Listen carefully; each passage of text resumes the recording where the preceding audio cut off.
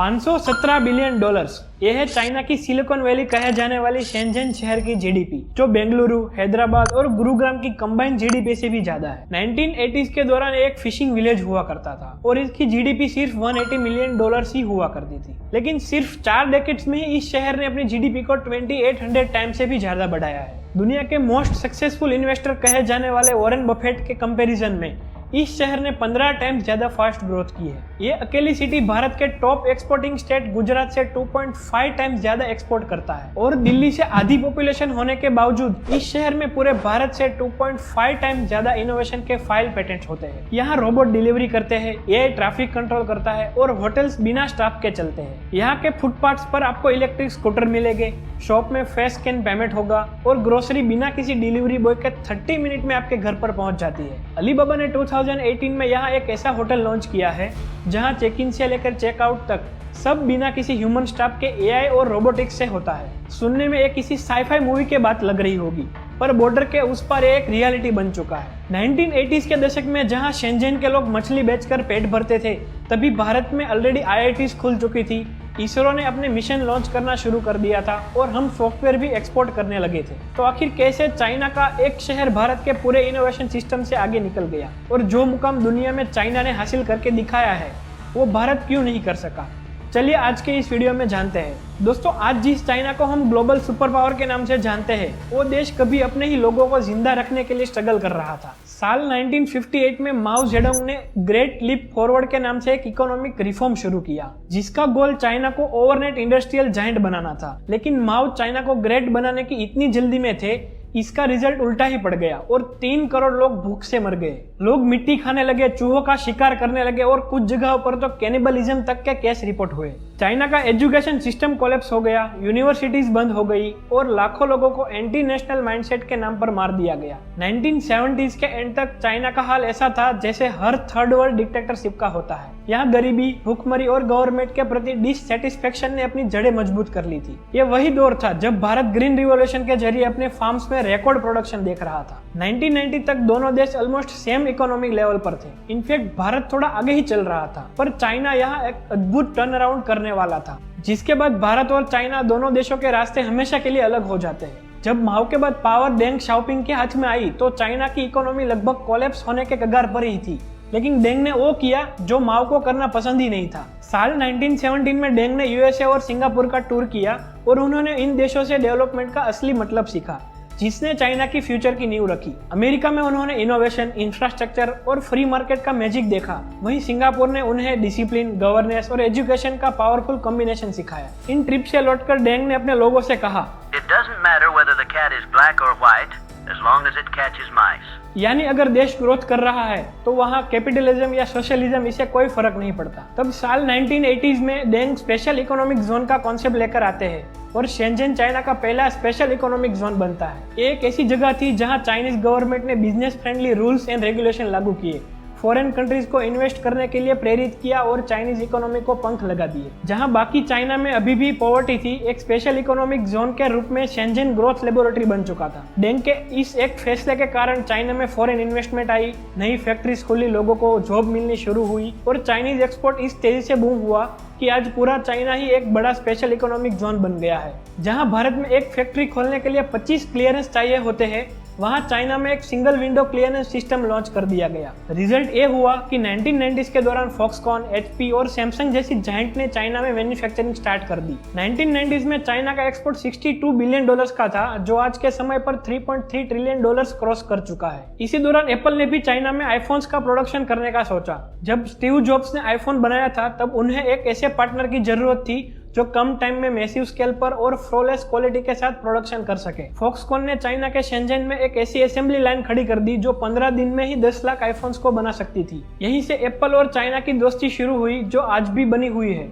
और एप्पल के major iPhone, iPad और एसेसरी चाइना में ही मैन्युफैक्चरिंग होते हैं। वही लेबर जिसे लोग चीप और अनस्किल कहते थे, उन्हें ट्रेनिंग दी गई, डिसिप्लिन सिखाया गया और एक नेशन वाइड असेंबली लाइन बनाई गई। और इन्हीं प्रयासों ने चाइना को दुनिया का सबसे बड़ा मैन्युफैक्चरिंग हब बना दिया। लेकिन चाइना यही नहीं रुका। उन्होंने सिर्फ असेंबल करने का ही रास्ता नहीं चुना, बल्कि अपनी टेक्नोलॉजी को भी डेवलप किया। उन्होंने शुरुआत में दूसरे देशों की टेक्नोलॉजी को रिवर्स इंजीनियर किया, फिर जॉइंट वेंचर करके सीखा और आज चाइना रिसर्च एंड डेवलपमेंट का भी ग्लोबल हब बन चुका है। आज हालत यह है कि DJI दुनिया का नंबर 1 ड्रोन ब्रांड बन चुका है, हुआई 5G में लीड कर रहा है और BYD जैसे EV मेकर्स टेस्ला को टक्कर दे रहे हैं। जहां भारत में एक फ्लाईओवर बनने में 3 से 4 साल लग जाते हैं, वहां चाइना में 19 दिन में 57 स्टोरी बिल्डिंग खड़ी हो जाती है। 2010 के बाद चाइना ने हर साल 10,000 किलोमीटर से ज्यादा का रेलवे ट्रैक बनाया है और यहाँ हर 5 दिन में एक नया मेट्रो या एयरपोर्ट ऑपरेशनल होता है। सबसे इंटरेस्टिंग बात यह है कि चाइना हर स्टेप एक लॉन्ग टर्म प्लान के तहत लेता है।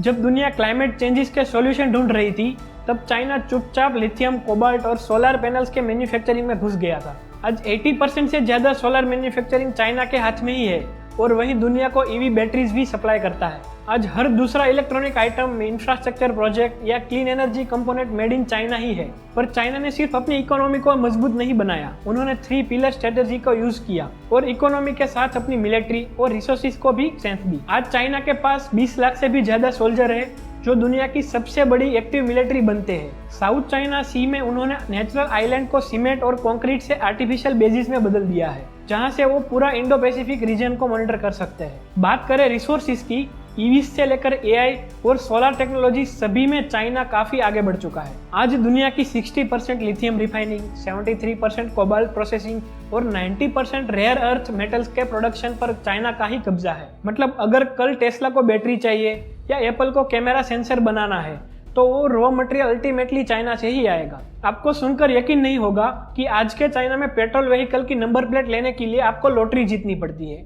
यहाँ पूरे शहर में बस कुछ ही लोग हैं जो लॉटरी को जीत पाते हैं, उन्हीं को इसका यूज करने दिया जाता है, जबकि इलेक्ट्रिक व्हीकल के लिए प्लेट फ्री और इंस्टेंटली मिल जाती है। इस पॉलिसी ने लोगों को फोर्स किया कि वो EVs की तरफ शिफ्ट करें। चाइना ने सिर्फ मेक इन चाइना नहीं किया, इसने दुनिया को built by China banana start किया। 2013 में belt and road initiative launch हुआ, जिसमें चाइना ने 150 प्लस कंट्रीज में पोर्ट, रेलवेज, एयरपोर्ट और पावर प्लांट डेवलप करने के लिए $900 बिलियन से भी ज्यादा इन्वेस्ट कर रहा है। इसके लिए वो देशों को लोन देते हैं और अगर वो चाइना को लोन नहीं चुका पाते तो उन्हें अपने एसेट पर से कंट्रोल छोड़ना होता है, जैसे हमने श्रीलंका के हम्बतोता पोर्ट पर देखा। आज चाइना एक $18.3 ट्रिलियन की इकोनॉमी है, जो भारत से लगभग 5 गुना बड़ी है। अब बात करते हैं चाइनीज एजुकेशन सिस्टम की, जो इंडियन एजुकेशन सिस्टम से कई ज्यादा सुपीरियर है। अभी रिसेंटली ही चाइना ने एक एजुकेशन पॉलिसी बनाई है, जिसके अंडर हर एलिमेंट्री स्कूल के स्टूडेंट को आर्टिफिशियल इंटेलिजेंस के बारे में सीखना कंपलसरी है। लेकिन भारत में ऐसा कुछ टॉप स्कूल्स में भी नहीं हो रहा है। जब चाइना स्कूल में कोडिंग सिखा रहा था, तब हम मोरल साइंस पढ़वा रहे थे, और जब वहाँ के बच्चे ड्रोन असेंबल कर रहे थे,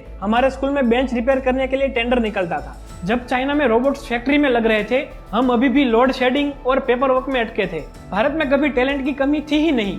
IITs, इसरो, IISc ने दुनिया को बेस्ट से बेस्ट साइंटिस्ट दिए हैं, लेकिन हमारे सिस्टम ने ही उनको स्केल नहीं किया। हमारा एजुकेशन सिस्टम प्रैक्टिकल नहीं, बल्कि रत्तू तोते वाली लर्निंग पर ही अटका हुआ है। वोकेशनल ट्रेनिंग और STEM एजुकेशन से हमारे स्टूडेंट अभी कोसों दूर है कि हर साल करोड़ों ग्रेजुएट निकलते हैं, लेकिन उनमें से सिर्फ 10 से 15% ही इंडस्ट्री रेडी होते हैं। मास्टर्स डिग्री वाले और PhD होल्डर प्यून जैसी लो प्रोफाइल जॉब्स के लिए अप्लाई करते नजर आते हैं। मैन्युफैक्चरिंग का भी वही हाल है। 2005 में भारत ने मेक इन इंडिया का स्लोगन दिया। चाइना ने भी उसी टाइम पर अपने मैन्युफैक्चरिंग गोल्स बनाए थे, लेकिन डिफरेंस ये था कि वहाँ फैक्ट्रीज बनी और यहाँ गोल्स सिर्फ बैनर्स तक ही पहुंच सके। अब ये बात सच है कि चाइना एक डिक्टेटरशिप मॉडल पर चलता है, लेकिन चाइना के पास लॉन्ग टर्म विजन है, जिससे वो 20, 25, 50 सालों तक इम्प्लीमेंट करने के लिए तैयार है। लेकिन भारत में हर इलेक्शन के बाद नया स्लोगन आता है।